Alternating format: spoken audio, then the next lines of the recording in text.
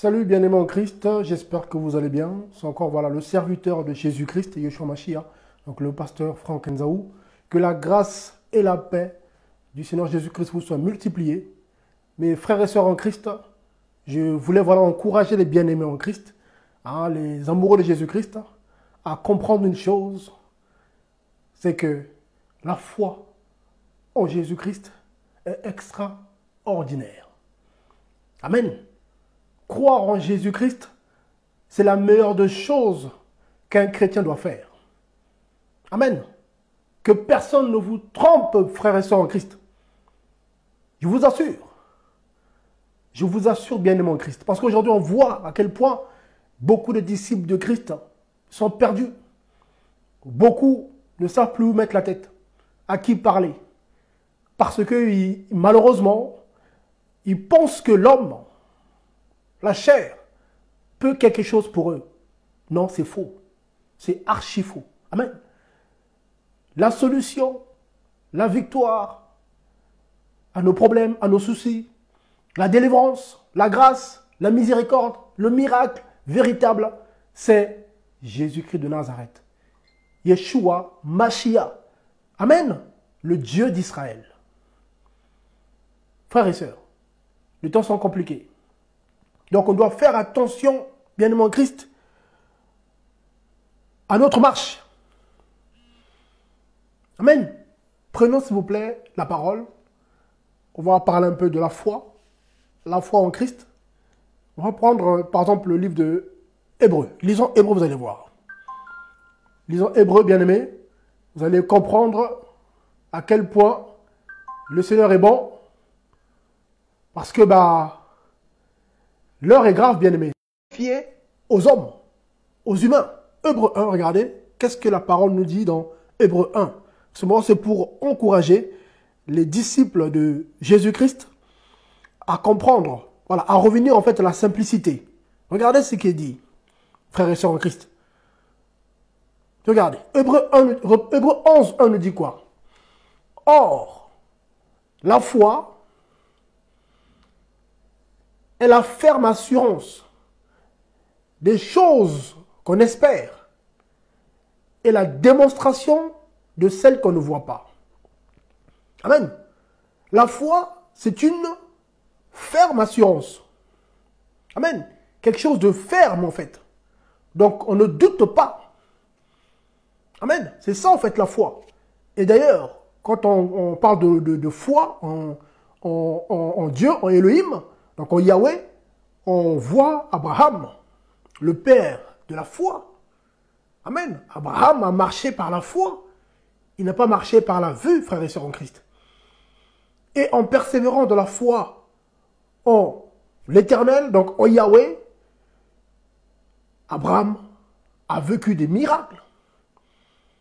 Abraham a traversé des situations difficiles, mais avec victoire. Frères et sœurs en Christ. Et aujourd'hui, on peut parler d'Abraham en tant que modèle de la foi. Parce qu'il n'a pas regardé aux hommes, mais il a regardé au Dieu d'Israël, le véritable. Lui seul est capable, voilà, de emmener à l'existence des choses qui n'existent pas. Lui seul est capable, donc Jésus-Christ de Nazareth, de t'emmener à des niveaux où tu n'imagines même pas. Donc, il ne sert à rien, bien-aimé en Christ, de se confier en l'homme. Ça ne sert à rien de mettre sa confiance en l'homme, de mettre sa foi en l'homme. Parce que la parole est claire, bien-aimé en Christ. Prenez vos Bibles, s'il vous plaît. On va lire rapidement. Regardez, on va prendre le verset on va lire le prophète Jérémie. Regardez ce que le Seigneur nous dit ici. Regardez ce que le Seigneur dit ici de la bouche de Jérémie. Regardez, on va prendre Jérémie ici. Regardez, on va prendre Jérémie. Le prophète Jérémie, Jérémie 17, 5. Amen. Qu'est-ce qu'il dit? Ici, c'est le Seigneur qui parle ici. Ainsi parle Yahweh. Ainsi parle l'Éternel, pour que vous me compreniez bien. Maudit soit l'homme fort qui se confie dans l'homme. Donc, maudit soit l'humain qui se confie dans l'homme. Qui fait de la chair sa force et dont le cœur se détourne de Yahweh. Voyez? Donc ici, il y a une malédiction qui est là. Bien sûr, la malédiction sans cause n'a pas d'effet, mais ici, c'est le Seigneur qui parle ici. C'est Elohim qui parle ici, c'est Dieu qui parle. Il dit, maudit soit l'humain qui se confie en l'homme. C'est-à-dire qu'une confiance, en gros, ben, si lui ne fait pas, je suis perdu. Il y a des humains comme ça, voilà, il y a des hommes ou des femmes comme ça, en gros, qui mettent leur confiance tellement en leur mari, en leur femme, en leur pasteur, tout ça que, en gros, ben, si lui ne fait pas, ben, c'est fini pour moi, quoi. En gros, ma vie s'arrête là. Ça y est, je suis perdu. Ben là, c'est pas bon. Il ne faut pas arriver à ce niveau-là de confiance. Non, c'est pas ça. Amen. Il faut se faire confiance, bien sûr, c'est le minimum. Mais pas la confiance où tu mets ta vie, tu mets ta situation ben, sur la tête d'un homme. En gros, ben, si lui ne fait pas, je suis perdu. C'est pas normal, ça, surtout pour un chrétien. Pour un homme ou une femme de foi, d'être à ce niveau, voilà, de tomber aussi bas, de se dire, ben, si lui ne prophétise pas, si lui ne me dit pas, s'il ne me répond pas au téléphone, s'il me, voilà, si et si et si et si, ben, je suis perdu, je suis foutu, ma vie s'arrête, je suis perdu. Mais non. Mais non. Amen. Car j'ai bien lu tout à l'heure Hébreux 11, 1. Or, la foi, c'est la ferme assurance. Amen. Des choses qu'on espère. On a tous l'espérance. On espère déjà le salut, c'est la base. Amen. Parce que le monde passera. Les choses du monde passera. Ces choses-là vont passer. D'abord le salut. Donc on a la ferme assurance que oui, que si on persévère dans la vérité, ben, le paradis nous attend. Et la suite, tu me dis quoi? C'est aussi la démonstration des choses qu'on ne voit pas. Ça veut dire quoi? Toi qui crois au Seigneur Jésus-Christ, par la foi, quand tu pries, tu chasses les démons. Par la foi, quand tu pries, tu imposes les mains, les malades sont guéris. Tu ne vois pas avec tes yeux charnels. Mais par la foi, quand tu pries comme ça, là, le démon se manifeste et tu le chasses. Et pourtant, tu ne le vois pas avec tes yeux charnels. Mais tu as la foi en qui? En Jésus-Christ. Il y a Oshua Mashiach. Frères et sœurs en Christ. Donc, ce n'est pas des jeux. Amen. Le Seigneur le dit d'ailleurs. Il reprend. Regardez, on va prendre par exemple, on va aller dans les évangiles. Vous connaissez un peu l'histoire de Lazare. Lazare que le Seigneur aimait beaucoup. Amen. Regardez. On va prendre le livre de... Donc, Jean 11 là-bas. L'histoire de Lazare, qui était l'ami du Seigneur. Amen. Oui, c'était son ami. Donc, le Seigneur l'aimait beaucoup. Et même quand il a appris sa mort, quand il est arrivé sur place, on dit que Yeshua pleura, Jésus pleura. Donc, c'est une parole qui est forte. Il aimait beaucoup Lazare. Amen. Et malheureusement, il y avait un peu de doute au niveau de sœurs de Lazare. Il y avait Marie et Marthe. Voilà. Donc du coup, vu que notre frère est mort, ben, ça fait déjà plus de 3 jours qu'il est dedans. Donc il n'y a plus rien à faire. Il n'y a plus rien à faire. Vous voyez? Et le Seigneur dit quoi? Regardez. Le Seigneur dit quoi? Marthe. Le Seigneur va parler à Marthe, regardez. Donc Jean 11, à partir du verset 21. Et regardez bien là, l'idée, c'est qu'avait Marthe à l'esprit. Amen. Marthe croyait au Seigneur. Oui, c'est vrai, le Seigneur est fort, il fait des miracles, parce qu'il voyait ce que le Seigneur faisait. Marthe faisait partie des disciples du Seigneur. Amen. Et sa sœur Marie. Mais là, au sujet de la mort de son frère, amen, Lazare, bah, la foi de Marthe n'était pas aussi élevée que ça. Regardez. Jean 11, 21. Marthe donc dit à Yeshua, donc à Jésus, amen, Seigneur, si tu avais été ici, mon frère ne serait pas mort. Mais même à présent, je sais que tout ce que tu demandes à Dieu, Dieu te le donnera. Verset 23. Jésus lui dit, ton frère ressuscitera. Amen. Le Seigneur a dit à Marthe, ton frère ressuscitera. Comme il a peut-être dit à toi, ma fille, ta situation sera débloquée. Mon fils, ça va aller. Aie confiance. Mais bon, ok, le Seigneur a parlé, prophétie, oui, il m'a dit ça, mais bon, le temps passe, les jours passent, les années passent, je prends de l'âge, est-ce que vraiment je vais me marier? Est-ce que vraiment j'aurai un boulot? Est-ce que vraiment? Bon, ben, le doute prend place. Donc, le Seigneur veille sur sa parole pour l'accomplir. Amen. C'est seulement si on persévère de la foi, si on garde la foi. Amen. Parce que si on ne garde pas la foi, ben, le Seigneur n'accomplira pas sa parole dans ta vie. Donc ici, la suite, c'est quoi? Regardez, le verset 24 de Jean 11, Marthe lui dit, je sais qu'il ressuscitera à la résurrection au dernier jour. Donc, notre sœur Marthe, elle pensait à la fin, voilà, à la fin des temps, tout ça. Mais le Seigneur ne parlait pas à la fin, le Seigneur parlait au présent, il dit aujourd'hui même. Quand le Seigneur a dit à Marthe, au verset 23, Jean 11, Yeshua lui dit, ton frère ressuscitera. Le Seigneur parlait de maintenant que voilà, là je suis là, je suis la résurrection, la vie, je suis là. Et que vu que je suis là, ton frère là va sortir de là. Mais Marthe n'avait pas compris, parce qu'elle marchait par la chair. Elle n'avait pas compris. Amen. Comme beaucoup d'entre nous, parfois, on ne comprend pas le langage du Seigneur. Le Seigneur dit pour aujourd'hui, nous on pense c'est demain. Et du coup, les choses n'arrivent pas parce qu'on manque de foi. Parce que le doute, c'est l'ennemi de la foi. Amen. Donc, il ne faut pas douter. Et regardez la suite. Le Seigneur dit quoi à Marthe? Verset 25. Yeshua lui dit, je suis la résurrection et la vie. Celui qui croit en moi vivra, même s'il meurt. Alléluia. Amen. Frères et sœurs en Christ. Là, c'est Jésus-Christ qui parle. Je suis la résurrection et la vie. Celui qui croit en moi vivra, même s'il meurt. Même si tu es enterré. Même si tu es mort depuis un mois. Voilà. Connaissez l'histoire des ossements desséchés. Hein? Amen. Alors, le prophète a prophétisé et l'esprit de Jésus-Christ, le Saint-Esprit, a redonné vie. Amen. Sur les ossements desséchés, les veines ont poussé, la chair a repris vie. Alléluia. Le Seigneur est bon. Gloire au Seigneur. Vous voyez? Regardez la suite. Le verset 26. Et quiconque vit et croit en moi ne mourra pas à jamais. Crois-tu en cela? Le Seigneur pose la question à Marthe. Est-ce que tu crois? Le Seigneur demande à Marthe, est-ce que tu crois? C'est la base, c'est important la foi. Amen. Et le verset Marthe lui dit quoi? Verset 27. Elle lui dit, oui Seigneur, je crois que tu es le Mashiach, le fils d'Élohim qui vient dans le monde.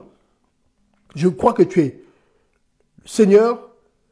Amen. Et elle lui dit, oui Seigneur, je crois que tu es le Christ, le Fils de Dieu qui vient dans le monde. Verset 28. Et ayant dit cela, elle s'en alla. Et elle a appelé secrètement Marie, donc Myriam, sa sœur, en disant, le docteur est ici et il t'appelle. Parce que le mot là, c'est docteur. Hein. Amen. Dans le grec, c'est docteur. Donc Jésus-Christ est le docteur des docteurs. Alléluia. Amen. Regardez la suite. Verset 29. Et celle-ci, l'ayant entendu, se leva promptement et vint vers lui. Or, Yeshua n'était pas encore entré dans le village, mais il était au lieu où Marthe l'avait rencontré. Les Juifs donc, qui étaient avec elle dans la maison et qui la connaissaient et qui la consolaient, ayant vu que Marie s'était levée rapidement et qu'elle était sortie, la suivirent en disant, elle va au sépulcre pour y pleurer. Voyez, verset 32, Jean 11. Alors Marie arriva là où était Jésus. Et quand elle le vit, elle tomba à ses pieds en lui disant, Seigneur, si tu avais été ici, mon frère ne serait pas mort. Voyez la suite. Seigneur, si tu étais là, mon frère ne serait pas mort. Ça, c'est Marie qui parle là.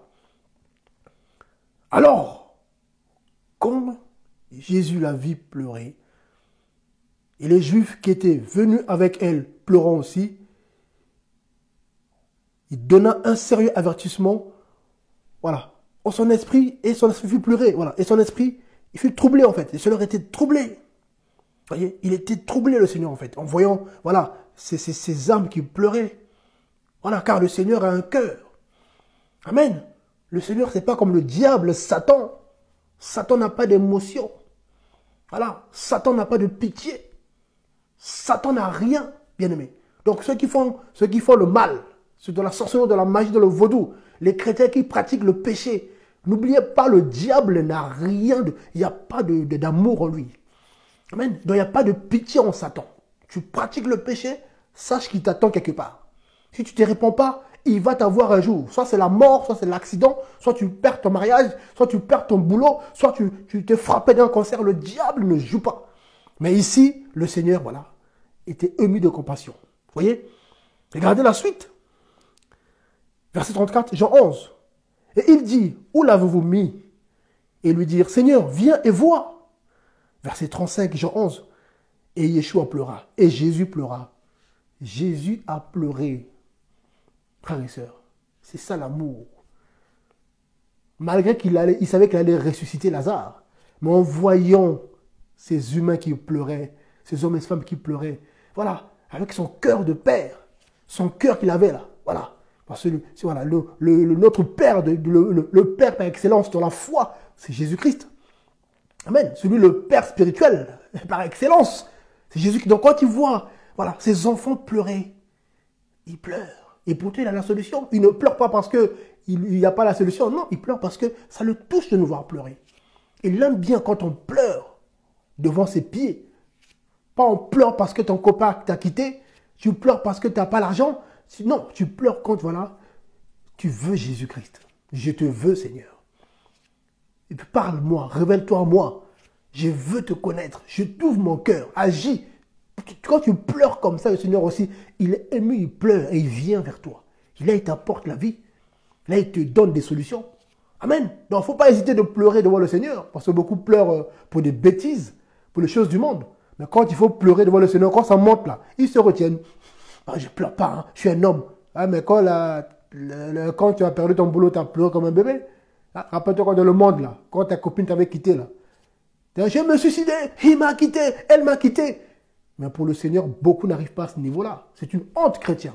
Il faut se lâcher devant le Seigneur. Il faut pleurer, il faut ouvrir son cœur. Arrêtons d'être hypocrite un peu là. Sérieux. Amen. Non mais arrêtons. Voilà. Parce qu'on fait le gaillard devant le Seigneur, mais quand c'est les bêtises, les choses du monde, on est le premier à pleurer, à gémir. Terrible. C'est le monde à l'envers. Je ferme la parenthèse. Amen. Comprenez votre frère. Gloire au Seigneur en tout cas. C'est ça aussi. Hein. Amen. Gloire au Seigneur. Soyez bénis. Regardez la suite.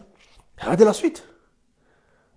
Dans verset 35, Jean 11, et Jésus pleura. Verset 36, les Juifs disaient donc, voyez comme il l'aimait. Ben oui, il aimait Lazare.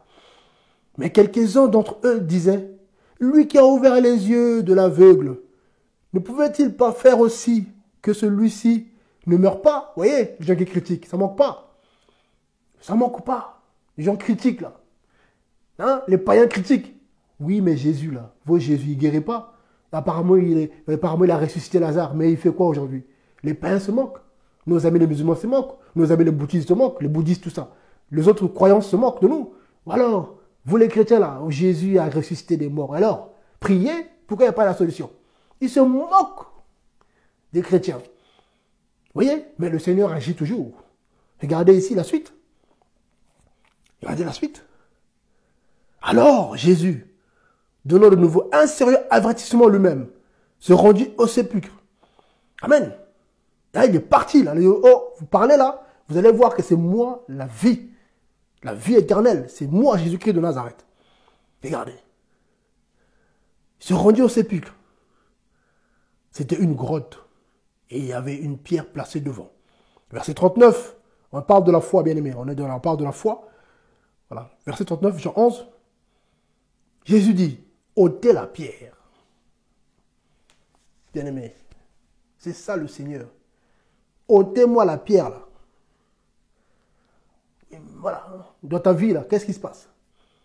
Je suis malade, j'ai un cancer, ma vie ça va pas. Oh, je comprends pas. J'ai fait des hommes en hommes, marabout en marabout, prophète par prophète en prophète, pasteur en pasteur. Il n'y a rien. Vraiment, je suis pas bien. Tout ça. Non, lève les yeux. Et le Seigneur dira, qu'est-ce qui se passe? C'est quoi le problème? Qu'est-ce qu'il y a? Là, il va s'intéresser à toi. Mais il faut que tu lèves les yeux. Il faut que tu crois en Jésus-Christ. Amen. de tout ton cœur, pas un peu, complètement, très important. Regardez la suite. Le Seigneur dit, ôtez la pierre, c'est un ordre.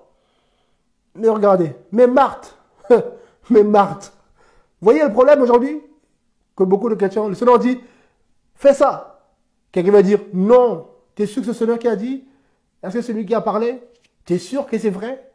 Est-ce que, s'il te plaît mon frère, s'il te plaît ma soeur, fais attention à ceux qui parlent autour de toi. Là. Le Seigneur te dit à toi, mon fils, ma fille, va à droite.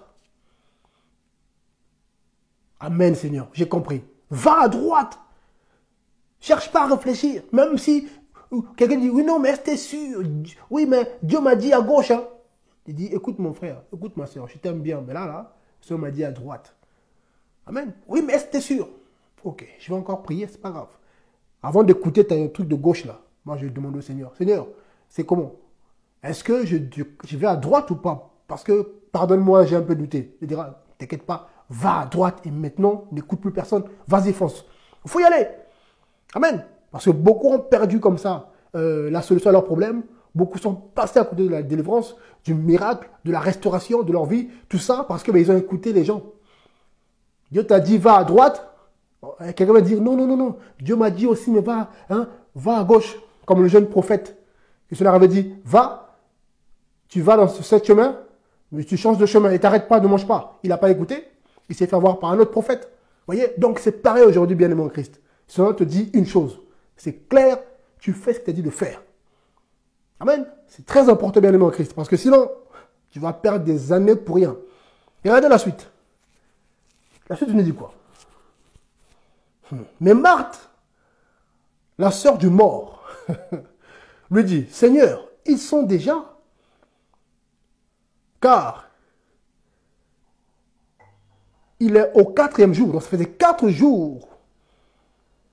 4 jours que le corps de Lazare était dedans. Donc c'est normal, il commençait à rentrer en putréfaction, donc voilà, son corps commençait à pourrir. 4 jours après l'enterrement, donc c'est compliqué. Vous voyez? Donc Marthe ne réalisait pas à quel point, il se mettait en travers de la volonté du Seigneur.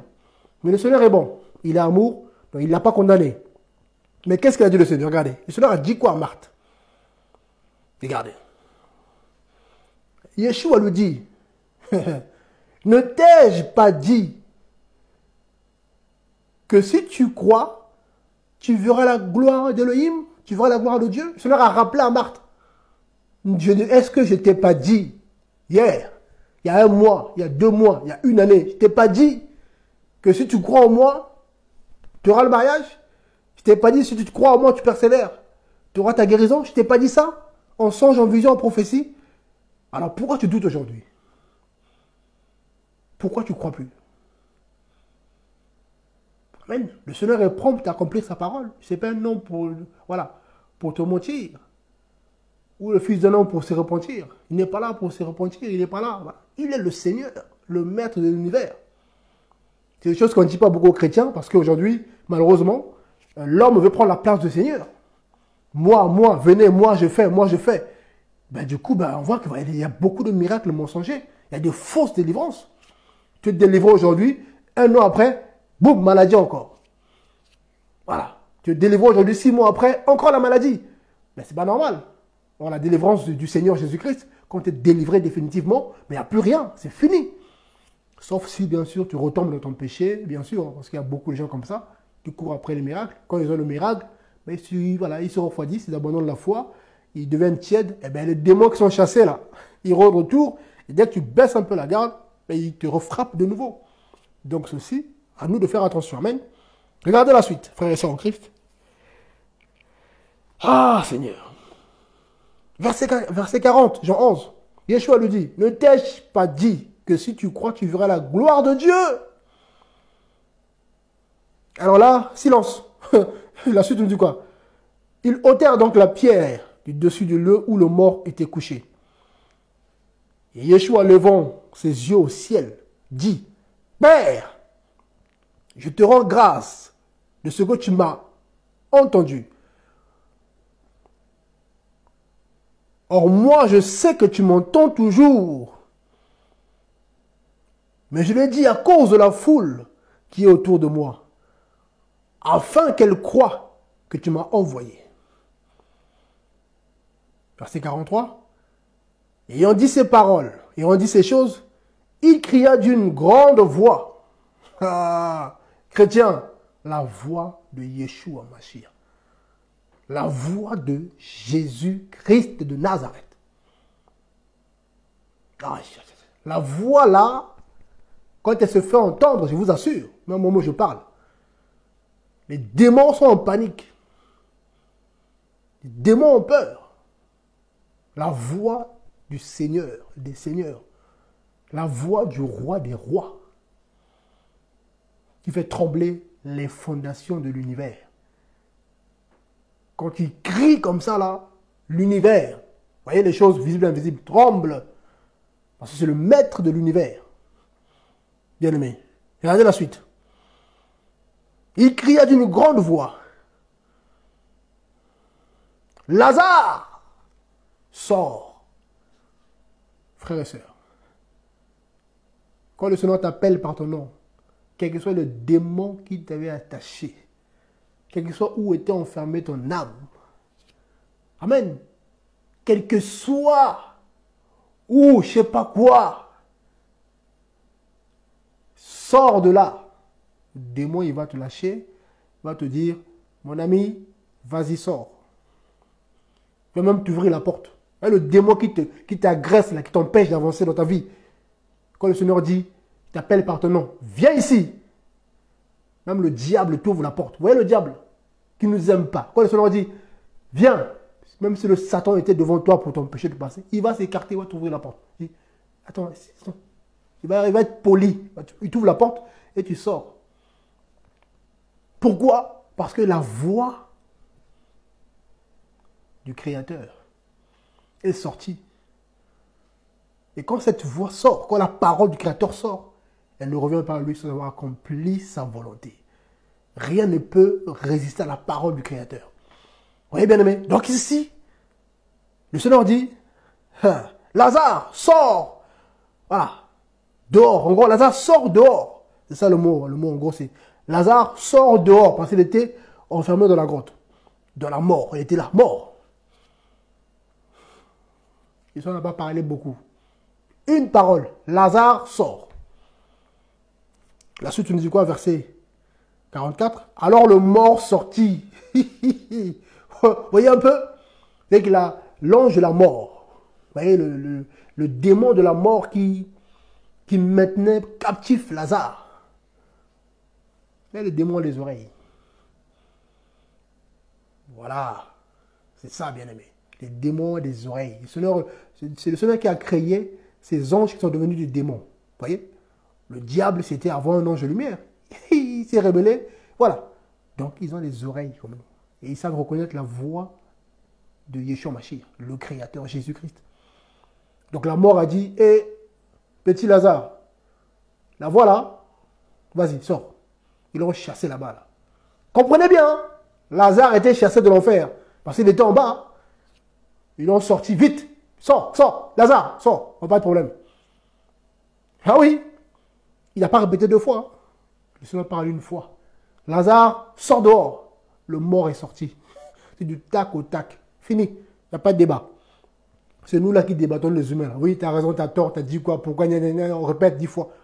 Pas le Seigneur. Il parle une fois, c'est fini. Les démons obéissent, ils baissent leurs yeux. Le diable, il baisse ses yeux, ferme sa bouche. Voilà. Comprenez bien, les mecs. Donc, il ne faut pas avoir peur des démons. Parce que les chrétiens, beaucoup ont peur des démons. Je vois les chrétiens, oui, j'ai été attaqué. Ah, j'ai fait un cauchemar. Ah, mon père est sorcier. Ma mère est sorcière. Ah, le marabout a dit que je vais voir. Oh, il a dit, il va le voir. Oh, mon patron a dit. Oh, un tel a dit. Lui, là, il m'a dit. Il m'a promis la mort. Oh là là. Hein? Du coup, ça cherche les chrétiens, ça cherche les pasteurs, ça cherche. On a peur. Non, en fait. Il ne faut pas avoir peur. Parce que le Seigneur a été clair. Il a parlé une fois pour Lazare. Il a dit, Lazare sort. Lazare est sorti. Regardez la suite. La suite nous dit quoi? Verset 44 de Jean 11. Alors le mort sortit, ayant les mains et les pieds liés de bandes. Et son visage était enveloppé d'un mouchoir. Jésus leur dit, déliez-le et laissez-le aller. Voyez la puissance de la parole de Christ. Le Seigneur dit, Lazare sort et le corps de Lazare qui avait repris vie est sorti dehors. Comment il a fait pour sortir? Lazare était, regardez, lisez bien la Bible, hein, comprenez bien. On nous dit ici, le mort sorti, ayant les mains et les pieds liés de bandes. Et son visage était enveloppé d'un mouchoir. Donc comment il a fait pour trouver la sortie? Parce que quand on enterrait le mort en ce temps-là, vous voyez comme des momies là. Voilà.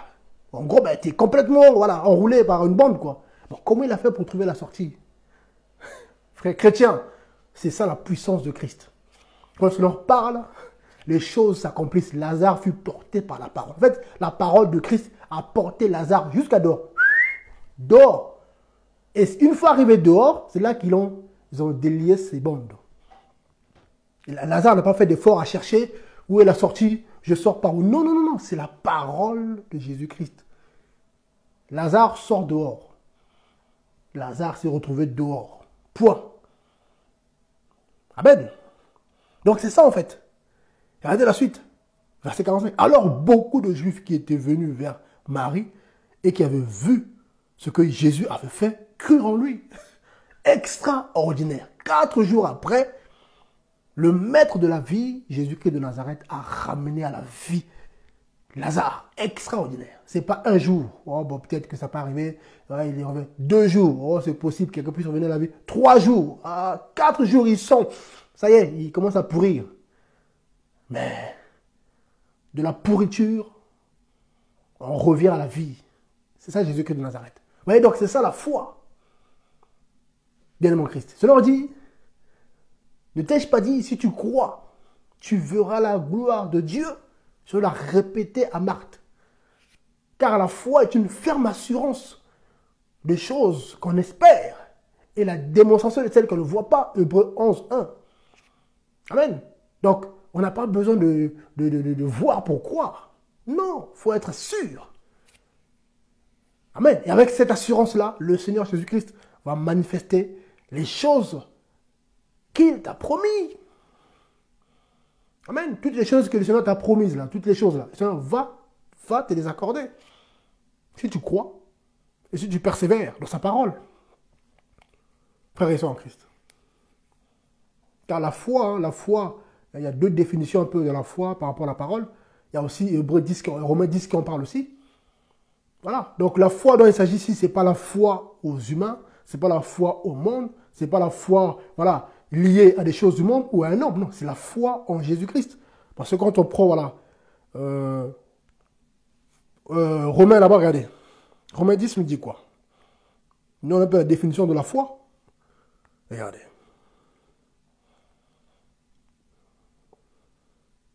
Romains 10, à partir du verset, Romains 10, 17 nous dit quoi? Ainsi la foi vient de ce qu'on entend. Et ce qu'on entend vient de la parole de Dieu. Donc la foi dont il s'agit ici, ce n'est pas la foi en n'importe qui. Voilà, ce n'est pas une foi qui est basée sur la religion musulmane. Ce n'est pas une foi qui est basée sur le bouddhisme. Ce n'est pas une foi qui est basée sur le yoga ou sur la nature. Voilà, vous voyez, mais c'est une foi qui est basée sur la parole de Dieu, donc la Bible. C'est-à-dire que celui qui persévère dans la doctrine de Christ, il vivra la gloire du Seigneur, la gloire de Dieu. Quand cela dit en Jean 11 là-bas, à partir du verset 20, 29 là-bas, quand cela dit à Marthe, ne t'ai-je pas dit, si tu crois, tu verras la gloire de Dieu. Donc si tu crois en qui? Tu crois en moi, à moi. C'est pas tu crois en n'importe qui, comme beaucoup. Ah mais je veux croire en n'importe qui, je veux croire en tout ce qu'on me dit, et du coup il faut avoir la gloire de Dieu. Non, attention. Il y a des dieux partout, le diable est un dieu aussi, le diable est adoré aussi, les démons sont des divinités qui sont adorées aussi.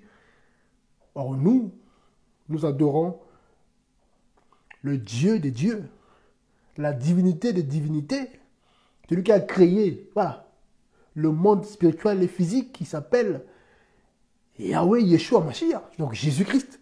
C'est Jésus-Christ, qui a tout créé pour lui, et tout a été créé par lui et pour lui.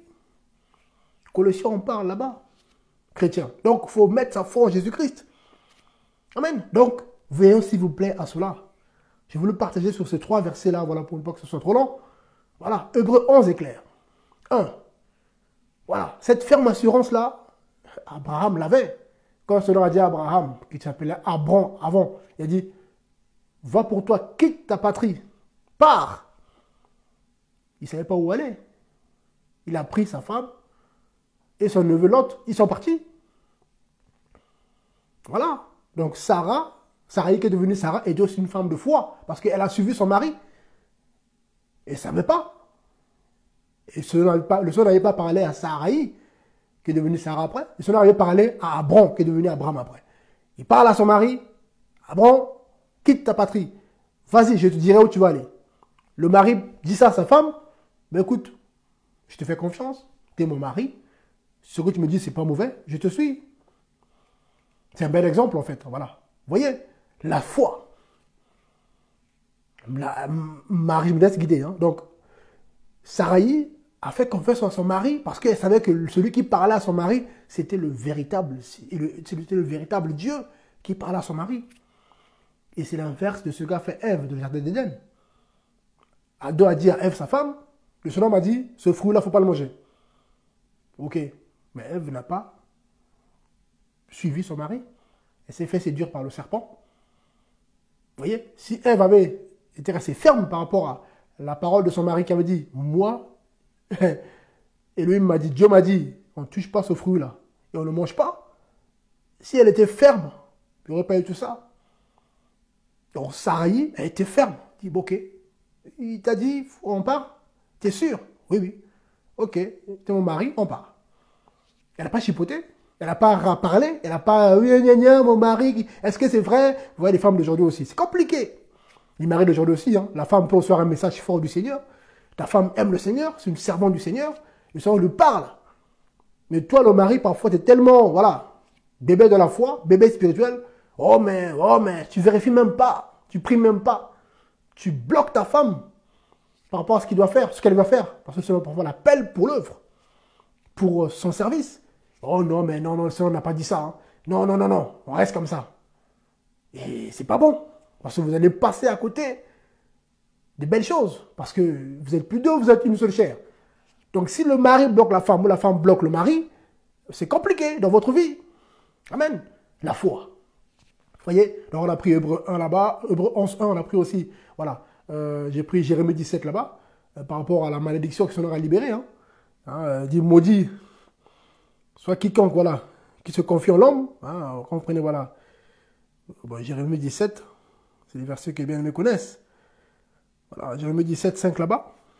Ainsi parle Yahweh, ainsi parle l'Éternel. Maudit soit l'homme fort qui se confie dans l'homme. Ça ne s'arrête pas là. Qui fait de la chair sa force et dont le cœur se détourne de Yahweh. Amen. Donc notre force, c'est le Seigneur. Sinon, la malédiction est sur toi. Ben oui, le fait de te détourner du Seigneur, le fait de mettre ta foi sur des choses du monde, sur ta maison, sur ton mari. Vous voyez la foi, je parle de la croyance. Hein. En gros, le fait de mettre carrément ta vie en jeu, quoi. C'est ça, beaucoup de personnes aujourd'hui. Hein. Ah, si moi on me lève ça, ah, je suis perdu. Si tu me prends mon mari, oh, je suis foutu. Si on me prend mes enfants, ah, je sais plus quoi. Ah, cela peut prendre tes enfants. Et cela peut te prendre tes enfants. Il laisse le diable les frapper. Et puis comme ça arrive avec Job. Vous voyez? Donc c'est le Seigneur qui fait ce qu'il veut. Il a le compte à rendre à personne. Amen. Moi, c'était pour nous encourager, bien-aimés en Christ. Là, c'est votre bien-aimé, voilà, le pasteur Franck. Vraiment, c'est de persévérer. Amen. C'est garder cette foi, cette ferme assurance en Jésus-Christ. Et cette ferme assurance, bien sûr, elle est basée sur la doctrine, sur la parole. Parce que quelqu'un qui ne connaît pas la parole, qui ne médite pas sa Bible, voilà, qui ne connaît pas l'évangile, qui ne connaît pas la doctrine des apôtres et des prophètes, ben, c'est quelqu'un qui va se laisser, voilà, comme le bien-aimé Jacques le dit, hein, va se faire balloter comme ça. Là-bas, c'est la vérité, il court là-bas. Ah, mais demain, on dit, c'est là-bas, à droite, à gauche. Ils ne sont pas stables de leur marche. Ils ne savent pas où mettre la tête. Voilà. Alors là, c'est pas ça. Alors la foi, c'est quelque chose de ferme. Voilà, je suis à droite. ben, c'est à droite. Le Seigneur m'a dit c'est à droite et je crois que c'est là. Eh ben, je reste là. Je ne parle pas forcément d'un endroit physique, hein, comprenez-moi. Je parle de cette conviction, en fait. Voilà, donc c'est très important, bien aimé. Amen. En tout cas, soyez encouragés. Ceux qui ont des questions, n'hésitez pas. Gloire au Seigneur, en tout cas, voilà. Donc, ceux qui ont des questions, n'hésitez pas. Voilà, nos coordonnées sont là. Il y a aussi la chaîne YouTube qui est là aussi. Amen. Donc, les missionnaires actifs du Christ. Voilà, vous verrez les coordonnées là, ceux qui me contacter. N'hésitez pas. Que la grâce et la paix du Seigneur Jésus-Christ vous soient multipliées. Soyez bénis. Soyez bénis en tout cas par le Seigneur. Persévérez s'il vous plaît, car le Seigneur revient bientôt. Maranatha. Voilà, amen. Donc soyons prêts pour le retour de Jésus-Christ. À très bientôt, si le Seigneur le permet. Merci beaucoup, soyez bénis. Au revoir.